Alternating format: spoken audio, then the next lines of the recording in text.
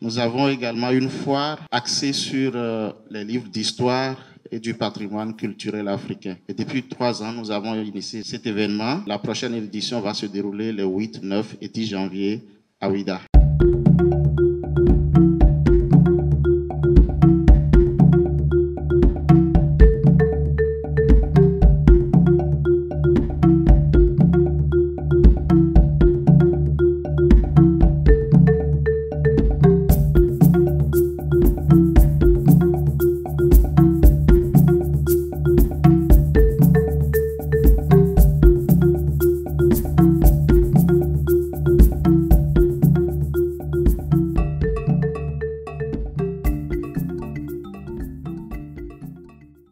Nos langues maternelles africaines constituent en effet le socle de notre identité culturelle et nous en priver serait une grave erreur car, rappelez-vous, Jean-Marie Adiafi dans Carte d'identité. Si nous enterrons nos langues, dans le même cercueil, nous enfouissons à jamais nos valeurs culturelles, d'autant plus profondément que n'ayant pas d'écriture, la langue reste l'unique archive. Mazou Moussibaou, écrivain bénino-congolais, dans son roman Babingo au nom des acculturés, participe à sa manière à ce débat et donne son point de vue via le personnage principal Alex Babingo. Le maître de maison Makuta interdisait qu'on y parle les langues maternelles.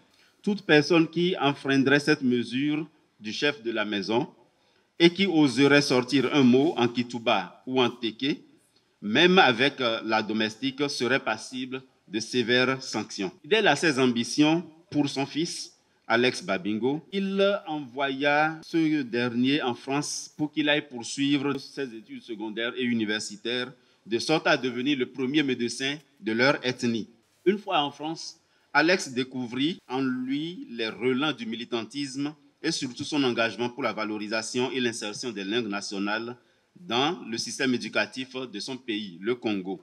Il était sidéré par l'attachement que les Islandais avaient pour leur langue maternelle et la place de choix qu'ils lui ont accordée dans leur vécu quotidien.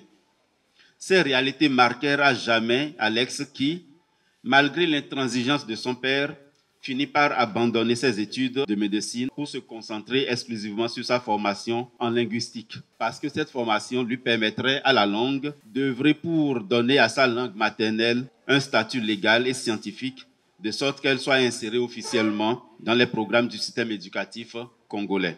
Quand vous êtes prêt à assouvir, quoi que cela vous coûte, cette ambition démesurée, effrénée et sans limite, alors vous devez savoir que vous êtes en danger. Et c'est ce que nous avons vécu dans le Mortier Rouge, qui est une histoire qui retrace la vie de 2 jeunes élèves comme vous qui ont grandi ensemble. Une est restée au village, s'est mariée à une personne du village, une personne humble qui avait 2 enfants. L'autre est allée en ville pour étudier et là-bas, elle a fait fortune.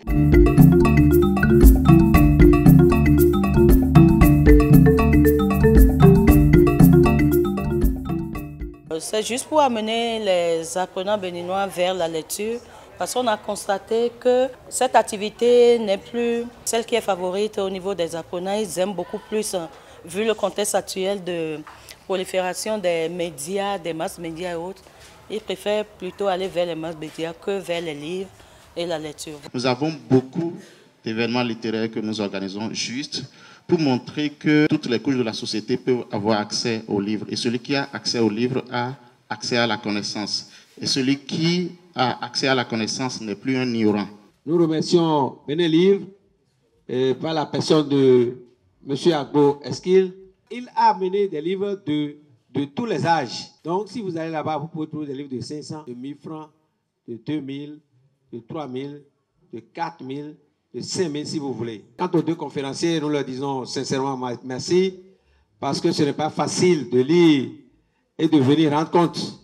C'est lancé et ça ne va pas s'arrêter seulement au CGE de Paris-Con. Ce fut une belle initiation pour nous. Ça nous permet d'avoir un peu plus d'informations sur les romans au programme de la 6e en terminale. Ça nous permet également de nous cultiver. Merci aux organisateurs et à ceux qui ont offert vraiment des ouvrages aux apprenants, parce que leur donner le goût, c'est pouvoir leur montrer que c'est important de lire. Je leur dirais d'en faire bon usage, et la meilleure manière de faire bon usage d'un livre qu'on reçoit, d'abord c'est de le lire, d'en garder quelque chose, de l'ajouter à ce qu'on sait, de pouvoir laisser ce qu'on a lu impacter qui on est et de devenir meilleur en fait.